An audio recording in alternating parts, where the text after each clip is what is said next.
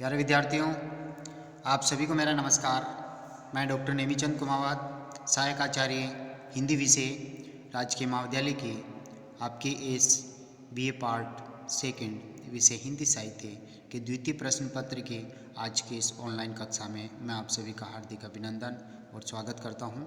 आपके पाठ्यक्रम में जो 3 पाठ्य पुस्तक है, एक रक्तध्वज नाटक, एक निबंध संग्रह की पुस्तक और तीसरी एकांकी संग्रह की पुस्तक, और हमने हाल ही की कुछ ऑनलाइन कक्षाओं से हमने आपकी एकांकी संग्रह की पाठ्य पुस्तक को आरंभ किया था, जिसमें पहली एकांकी जो है नया पुराना का हम विस्तार से अध्ययन कर चुके हैं।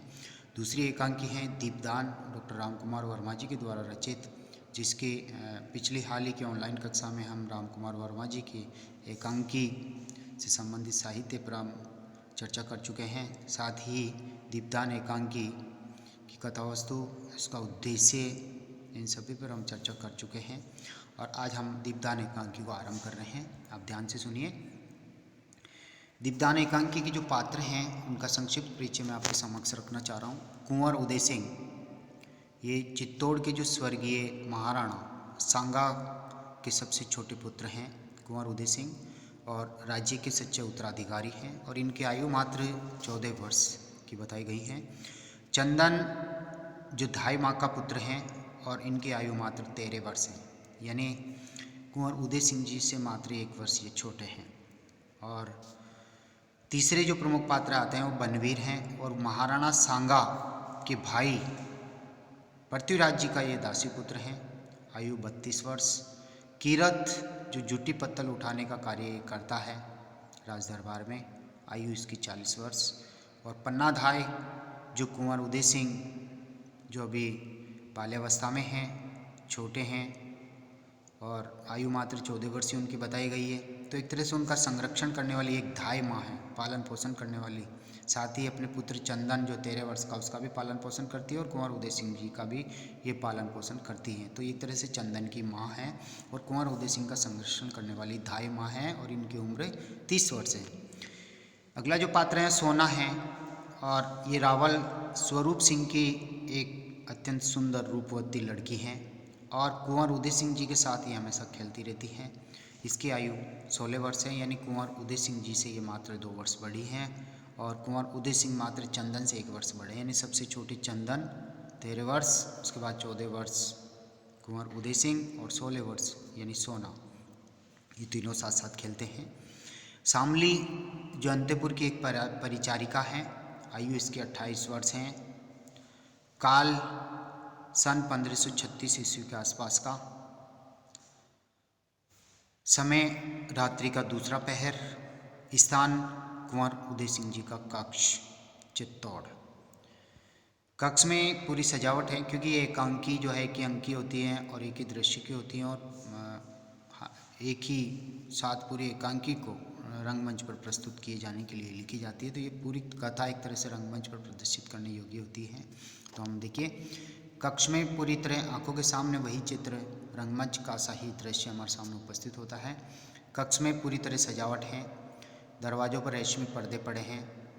कक्ष में सजावट और दरवाज़ों पर रेशमी पर्दे का तात्पर्य राजसी ठाट बाट। एक पार्श्व में उदय सिंह जी की सैया है, कुंवर उदय सिंह जी जो स्वर्गीय राणा सांगा के सबसे छोटे पुत्र हैं।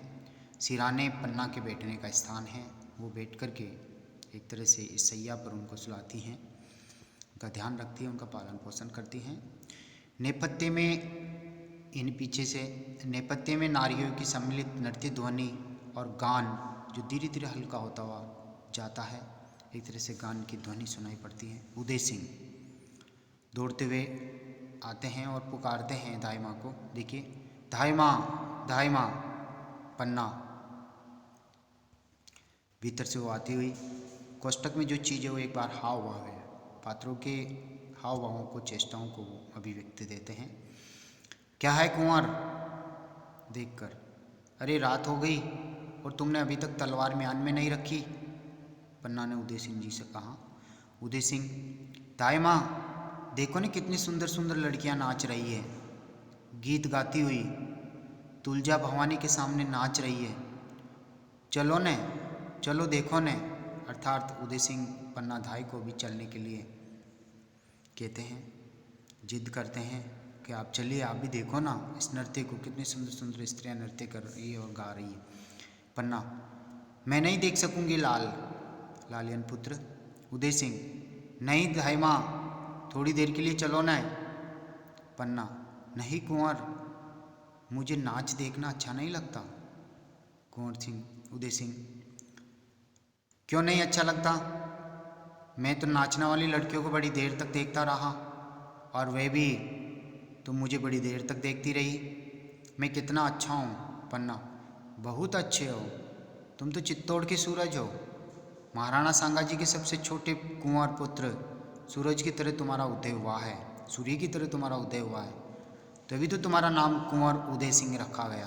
कुंवर उदय सिंह यानी सूर्य की तरह तुम्हारा उदय हुआ, और तुम चित्तौड़ के सूरज हो, इसलिए तुम सबके लिए अच्छे हो, सबसे अच्छे हो। उदय सिंह हंसकर, अच्छा ये बात है, पर क्या रात में भी सूरज का उदय होता है? मैं तो रात में भी हंसता खेलता रहता हूँ। पन्ना, दिन में तुम चित्तौड़ के सूरज हो कुंवर, और रात में तुम राजवंश के दीपक हो, महाराणा सांगा की कुल दीपक। तो यहाँ एकांकी, एक तरह से दीपक का तात्पर्य कुल दीपक। यहाँ शीर्षक चरितार्थ हो रहा है, और दीपदान करना बनवीर के हाथों के द्वारा, तो भी वो चरितार्थ होगा आगे। उदय सिंह, कुल दीपक, कहीं तुम मुझे दान नहीं कर देना।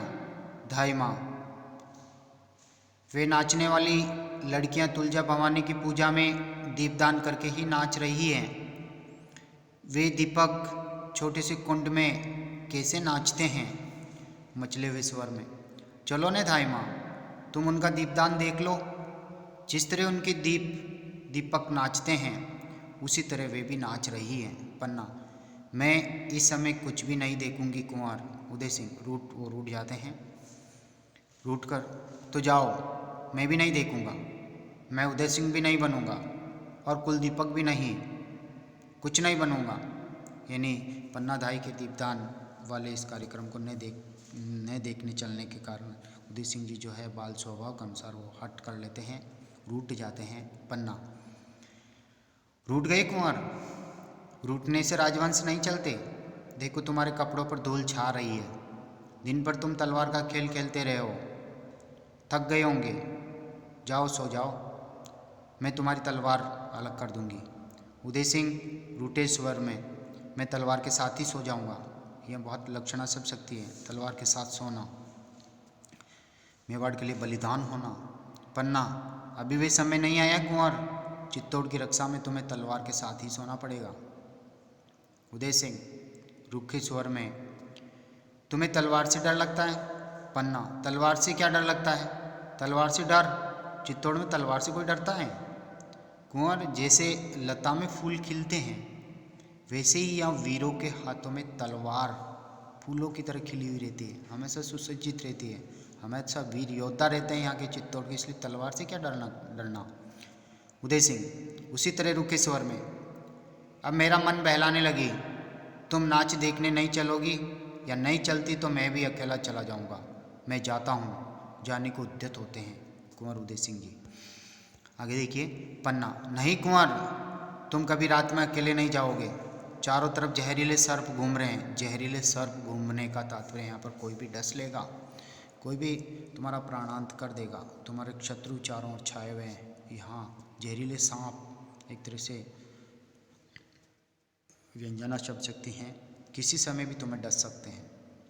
उदय सिंह, सर्प, कैसे सर्प? पन्ना, तुम नहीं समझोगे कुंवर, जाकर सो जाओ, थक गए होंगे, भोजन के लिए मैं जगा लूँगी। उदय सिंह, नहीं माँ, आज न मैं भोजन करूँगा और न अपनी सैया पर ही सोऊंगा, प्रस्थान के लिए उद्यत। पन्ना रोकते हुए, सुनो सुनो कुंवर। उदय सिंह का प्रस्थान, उदय सिंह जी चले जाते हैं एक तरह से।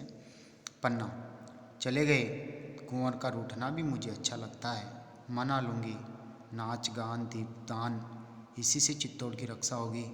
चित्तौड़ में यह बहुत हो चुका, और अब तो बनवीर का राज्य है। नुपुर शब्द करते हुए एक किशोरी का प्रवेश, किशोरी जो सोना है, कुंवर उदय सिंह जी से 2 वर्ष बड़ी हैं, 16 वर्ष की अवस्था, और कुंवर उदय सिंह जी के साथ हमेशा ही खेलती है। सोना, दाई माँ को प्रणाम। पन्ना, कौन है? सोना, मैं हूँ सोना, रावल स्वरूप सिंह की लड़की। कुंवर जी कहाँ हैं? पन्ना, वे थक गए हैं, सोना चाहते हैं। सोना, सोना चाहते हैं तो मैं भी तो सोना हूँ। यानी यहाँ पर भी लक्षणा, वो नींद निकालना चाहते हैं, जबकि यहाँ उनकी साथी खेलने वाली सहपाठी या सोना सहचरी। पन्ना, चुप रहे सोना, कुंवर जी रूठ कर चले गए हैं। तुम लोग कुंवर को नाच गाने की ओर खींचना चाहती हो। सोना, क्या तुलजा भवानी के सामने नाचना कोई बुरी बात है? आज हम लोगों ने दीपदान किया और मन भरकर नाचा। यों यानी नाचती है, दिखाती है, हाव भाव करती है। कुंवर जी भी तो बड़ी देर तक हमारा नाच देखते रहे। मैं भी तो उनको देखकर बहुत नाची। उनको हमारा नाच बहुत अच्छा लगा, बहुत अच्छा। देखो पैरों की ये ताल, नूपुर की झंकार। पन्ना, बस बस सोना, अगर तू रावल जी की लड़की न होती तो यहाँ से भगा देती, या कुछ और। यहाँ रेड डेस हैं, इसका मतलब कुछ कहना नहीं चाह रहे हैं, कुछ छिपी हुई बात है। यानी तुम उनकी लड़की नहीं होती तो आज मैं तुझे कुछ बताती। सोना, कटार भोंक देती, कटार अठास करती है। ताई माँ, तुमने उदय सिंह के सामने तो अपने पुत्र चंदन को भी भुला दिया है। यानी कहने का तात्पर्य तुम कटार भोंक देती मेरे और कुंवर उदय सिंह की रक्षा में, तो तुमने अपने यानी उनकी देखभाल करने में, पालन पोषण करने में, तो तुमने अपने जिगर के टुकड़े, अपने बेटे तक को तुमने भुला दिया है। उसकी परवाह तक नहीं करती, केवल उदय सिंह ही तुम्हारे सामने छाए रहते हैं। उन्हीं की बारे में तुम चिंतन मनन करती हो। पन्ना, रहने दे, जानती नहीं बनवीर का राज्य है। सोना, ओहो बनवीर, उन्हें श्री महाराज बनवीर कहो। हमारे लिए वे एक रेशम की जूल लाए थे, उसे सिर से ओढ़कर नाचने से ऐसा लगता था जैसे मकड़ी के जाले के आर पार चंद्रमा की किरणें थिरक रही हो, या थिरक रही है। हाँ। पन्ना, बहुत नाचती हो बनवीर, बनवीर की तुम पर बड़ी कृपा है। सोना, द्रौपदी की चीर की तरह। आज प्रातःकाल उन्होंने मुझे बुलाया और कहा डॉट डॉट, यानी कुछ बात यहाँ छुपी हुई है। दाई माँ, तुम बुरा तो नहीं मानोगी? पन्ना, मैं क्यों बुरा मानूंगी? सोना, उन्होंने कहा है महल में धाई माँ अरावली पहाड़ बनकर बैठ गई है। यानी महल में धाई माँ एक अरावली पहाड़, जिसे पार करना मुश्किल है, पहाड़ बनकर के बैठ गई है। अरावली पहाड़ हंसती है, तो तुम लोग बनास नदी बनकर बहो ना, खूब नाचो गाओ। यों आज कोई उत्सव का दिन नहीं था, फिर भी उन्होंने कहा मेरे बनवाए हुए मयूर पक्ष कुंड में दीपदान करो।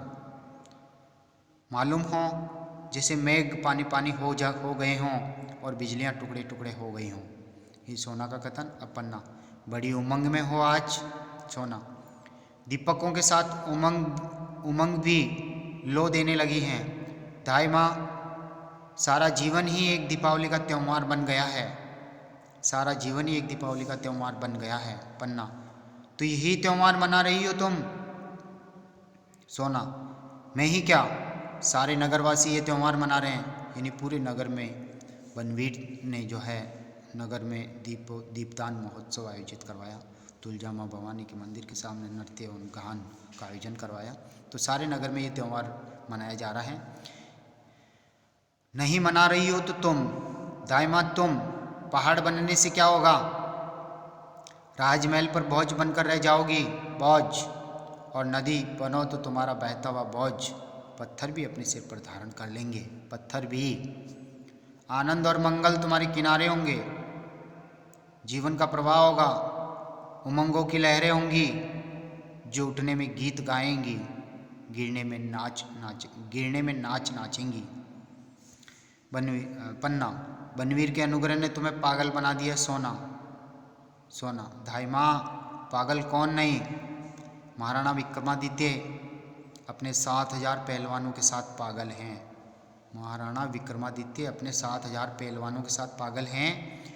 मल क्रीड़ा ही तो उनका पागलपन है। महाराज बनवीर महाराणा विक्रमादित्य की आत्मीयता से पागल हैं। सारा नगर आज के त्यौहार में पागल हैं। तुम कुंवर उदय सिंह के सने में पागल हो और मैं हंसकर मेरी कुछ न पूछो दाई माँ, मैं तो इन सबके पागलपन में पागल हूँ। तुम चाहो जो कहो। हाँ तो कुंवर उदय सिंह कहाँ हैं? पन्ना, कुंवर उदय सिंह को छोड़ो सोना, वे बहुत थक गए हैं, अब सो रहे होंगे। तुम जाओ, यहाँ कहीं तुम्हारा पागलपन कम न हो जाए। सोना, मेरा पागलपन? ताई माँ, पागलपन कहीं कम होता है? पहाड़ बनकर कभी छोटे हुए हैं, नदियाँ आगे बढ़कर कभी पुणे लौटी हैं, फूल खिलने के बाद कभी कली बने हैं, सब आगे बढ़ते हैं। नहीं बढ़ती हो तो सिर्फ तुम सदा एक सी स्थिति में रहती हो। यानी सोना ने कटाक्ष करते हुए पन्ना धाई के ऊपर ये टिप्पणी की। तो प्यारे विद्यार्थियों, आज की इस ऑनलाइन कक्षा को हम यहीं समाप्त करते हैं। अगली ऑनलाइन कक्षा इस 36 नंबर पेज से हम आरंभ करेंगे। प्यारे विद्यार्थियों, आप सभी को बहुत बहुत धन्यवाद। अगली जो ऑनलाइन कक्षा होगी वो यहीं से हम आरंभ करेंगे। जो विद्यार्थी पहली बार यूट्यूब चैनल पर इन वीडियोज़ को देख रहे हैं, उनसे आग्रह है कि वो इन वीडियोज़ को लाइक करें और कॉलेज की यूट्यूब चैनल को सब्सक्राइब करें, क्योंकि सब्सक्राइब करने पर ही आपकी महाविद्यालय में ऑनलाइन उपस्थिति सुनिश्चित हो सकेगी। आप सभी को बहुत बहुत धन्यवाद। जय हिंद, जय भारत।